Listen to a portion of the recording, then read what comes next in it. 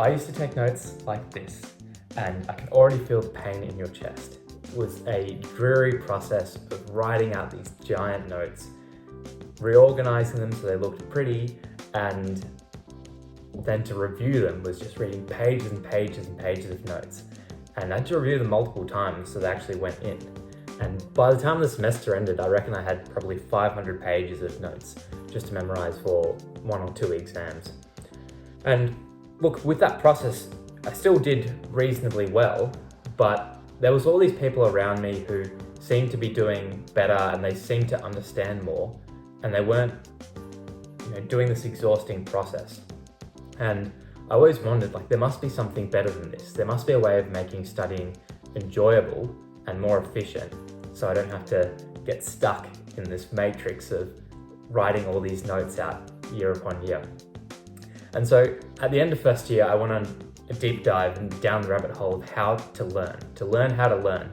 And people like Ali Abdaal and Zach Hiley came up, and it really was a game changer and completely changed how I learn. And from that, I was able to spend less time studying, make studying much more enjoyable, and achieve way better results. And so today I'm going to share with you 4 key principles that I've learned from all my research on learning how to learn that will change your life as well as it changed mine. Now, I think lots of people are already aware of a lot of these strategies, and people are now taking more initiative and doing a bit of a deep dive into how they can make their study more productive. But I think the trick is in the application, and I'm hopefully going to show you a couple of fun ways on how you can make it more enjoyable. And if it's more enjoyable, I reckon it'll stick better too. So strategy 1 is active recall. And it's one of the most commonly used phrases, but I still think people make mistakes when they apply it. So the idea is, when you're learning something, you can engage with the material passively, which is you basically read some notes and copy them down verbatim. Your brain's not having to work very hard because all the material is already there.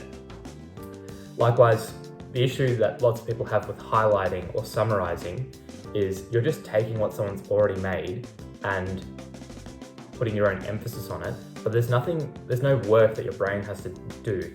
And because your brain doesn't have to do the work, it doesn't gauge it as important as it could be if you had to work really hard. So there's a challenge with active recall, which is studying is going to become a lot more difficult or mentally taxing, because let's say you're reading a textbook and you want to make some notes on it. If you just read the textbook and then jot down the notes, that's completely passive, right?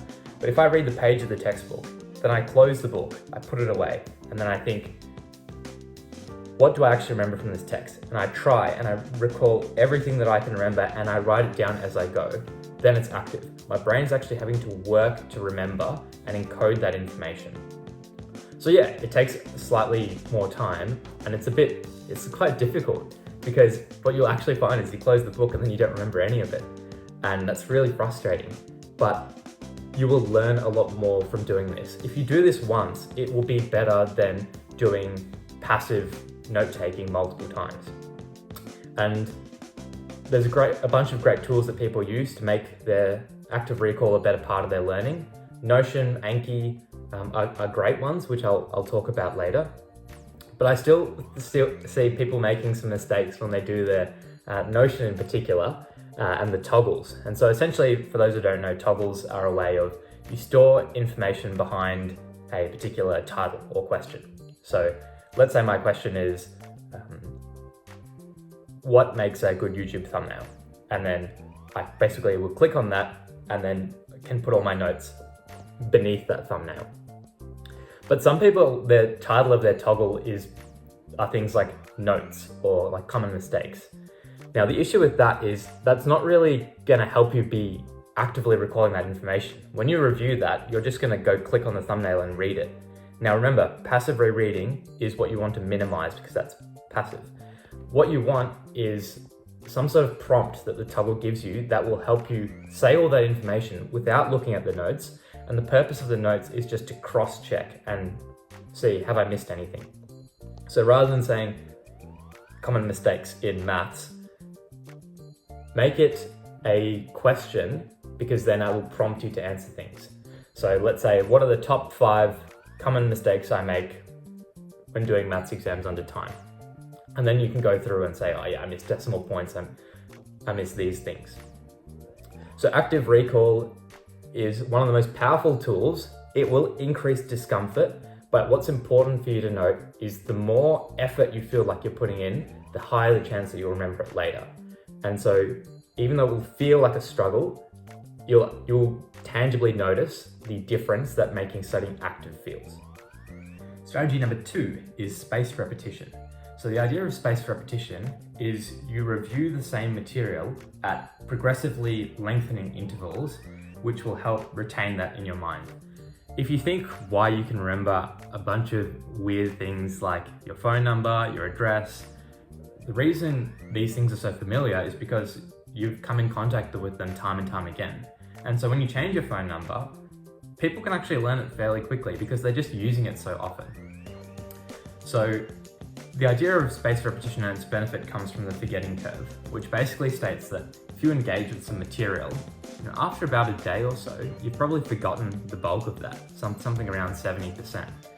And this should raise some alarm bells because the way most people take notes is they'll go to a lecture, they'll write their notes, and they might only review those notes before the exam, which is 6 months later. And by the time that exam comes around, you've probably forgotten more than 90% of what you've gone through. And so how do you apply spaced repetition? Well, essentially, let's say you wanted to learn about a particular topic. Let's say you want to learn about Formula 1. And you wanted to memorize all the drivers and who sits with which team. What you do is you learn them on one day, and then maybe sometime later that day, quickly test yourself for 5 or 10 minutes. Then maybe in 2 days, test yourself, in 5 days, in 10 days, in 30 days, and then in 90 days. And so the interval between testing periods is always getting longer and longer. Because the really cool thing is the more times you revisit a particular topic, the better that sticks. So let's say I learn all 20 Formula 1 drivers and in one day, I forget 70% of them. But after I've reviewed them a few times, it might take me 3 months to forget 70% of them. And so what you really should be doing, especially for people when they do things, study early in the year and then forget all that by the time exam time comes around, is you should have a few intervals where you revisit that material. Even as little as once a quarter, so you get 3 or 4 reps in, will drastically change your ability to retain things come exam time. So it's a very underrated tactic, but I think spaced repetition, when accompanied with active recall, are 2 game changers that will elevate your practice to the next level. Technique 3 is interweaving. And this is a really interesting topic because it doesn't get talked as much about as the first 2. But I find this is a really nice way to actually study for longer and make it more enjoyable. So the idea of interweaving is you mix different topics or different skills within one practice session. You don't just practice one subject extensively and then move on to the next topic.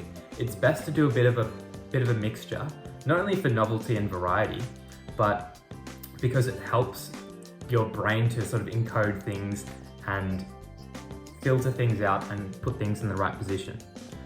So let's say I'm reading a history book, quite dense, Bill Bryson, A Short History of Nearly Everything. After I read that for, say, half an hour, I'm struggling to keep going, just because it's quite taxing on me just to maintain focus. But rather than just stop and say, I can only manage half an hour reading today, it's easy enough to just switch that with a self-help book, The Diary of a CEO. And I can read this for half an hour easily. Then after I've read that for half an hour, I might go back to Bill Bryson, A Short History of Nearly Everything. And then all of a sudden I can come up with these longer study sessions just because whenever something gets boring or fatiguing, I can just switch it up. And I often do this with studying if let's say I'm gonna do some Notion work and look at my toggles, and after that fatigues a bit, maybe I'll go to some practice questions, and then I'll go to some flashcards, and then I'll try and teach a topic. And so you just vary a 2-hour study session with some breaks, into 4 different skills for half an hour. It's a game changer. And this applies outside the realm of studying as well. So let's say you're practicing your tennis shot. You wouldn't just practice well, it wouldn't be as beneficial to practice just forearms for 2 hours. What you want is you practice forearms, and as soon as as soon as you feel like you get the gauge of, I'm getting the hang of this, then switch it up, switch it to slice. And once you feel like you get the gauge of slice, then go backhands. And then once you finish the backhands, then go back to forehands. And so you have this cycle of mixing skills and repeating skills. And you'll find you retain your ability to practice that skill at that same level for much longer, and it's a more enjoyable experience because whenever you get bored or tired, you can just switch it up.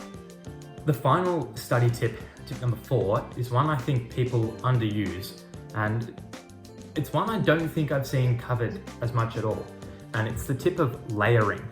What I mean by layering is don't learn all the details of a topic at once.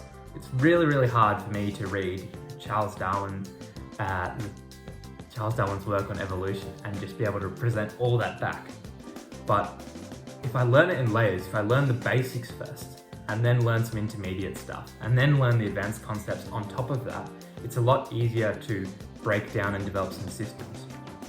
And I think people, when they are often introduced to a topic, they're often introduced to all the complexity at once. But if you can, as you're pre-reading, learn the basics, form the foundations that you build the house on, then you'll already have the mental models in place to learn much more quickly. And so I think lots of people, especially the school students, when they talk to me, they say, some people can just, they hear it once and then they learn it all and they're so quick. For me, it takes time. And I reckon one of the main reasons people think like that is because those people already have some sort of knowledge of the principles. They've done some sort of pre-learning, or they have those mental models and roots in place because they've got the first layer laid down already, and then it's a lot easier to build on top of that. So let's give you an example about how I'd use layering. Let's say I want to learn about a condition for med, let's say pneumonia. I wouldn't learn all the nitty-gritty stuff. I want to start with the most basic overlay. What is pneumonia? How does it present? How do you diagnose it? And how do you treat it? Then once I learn that and I feel like I understand how that works, then I can think about, what are the risk factors? What's the pathophysiology of pneumonia? What are the complications? Then once I've got that down pat, then maybe I think, what are the different drugs that people can use for pneumonia depending on their different settings? What are the different pathogens that cause pneumonia? All the really fine detail stuff comes after the principles. So if you break things down into layers and learn the topics from the principles first, then the intermediate stuff, then the hard stuff, it'll make it a lot easier to recall all that tricky stuff. Otherwise, you'll just forget all the hard stuff because your brain will be focused on the principles. The second benefit of this is it adds in spaced repetition. So if you do the easy, medium, and difficult learning all at different times, you're revisiting that earlier material, and that adds in spaced repetition to your study session. Now, if you're like me, when I watch a YouTube video with anything more than one actionable point, I find it very hard to remember the things for later. So I think it's hard to improve on all of these at once unless you completely change your system. But I'll give you 2 good examples about how you can actually remember these techniques for later. The first one, I think, is for more of the left brain people, the people who like math, science, logic, and rationality, and find that helps them study more strongly. And I'd say that's just mnemonics. So Lisa, layering, L for layering, I for interleaving, S for spaced repetition, and A for active recall. If you remember Lisa will help you out to remember these techniques. But I think a new way of doing it, maybe for those creative, artistic, right brain people, is to think about an image, or a funny image, or a memory palace. And so what I want you to do is I want you to imagine a woman, Lisa, and in her left hand she's holding an onion. And then you have to remember Shrek, because onions have layers and ogres have layers. So Lisa's holding this onion, and that will tell you that layering is technique 1. So she's got an onion in her left hand. Then she's wearing a knitted sweater, and that has a weave, and so you can remember interleaving from the knitted sweater that she's wearing. Then she's wearing a cap, and the cap has a Space Invaders symbol on it, and so that will tell you that spaced repetition comes next. And in her other hand, she's holding a dumbbell, and that will tell you that she's being active, for active recall. Now, the order of these techniques doesn't matter, but that's a really fun way of coming up with your own image, and if you wanted to memorize it in a particular order, it's easy to do that. Now, both of these things, to come up with your own mnemonic, or to come up with your own cool image and funny image so you can remember it from later, they're both active. They're both your brain working to try and sort out a system for memorizing these pieces of information. And so I'd encourage you to try and take these two examples and think what else you can memorize by coming up with mnemonics or cool funny images that you can use for later. 83% of people who watch these videos regularly do not subscribe. If you've ever enjoyed my videos, could you please do me a big favor and hit the subscribe button? It helps this channel more than you know, and the bigger the channel gets, the better the video gets. If you enjoyed this video, then you're going to like my next video, which is on how I apply these strategies and score in the top 1% of MED. We're filled with applications and the exact steps I use to learn. Please stay tuned, and I will see you next time.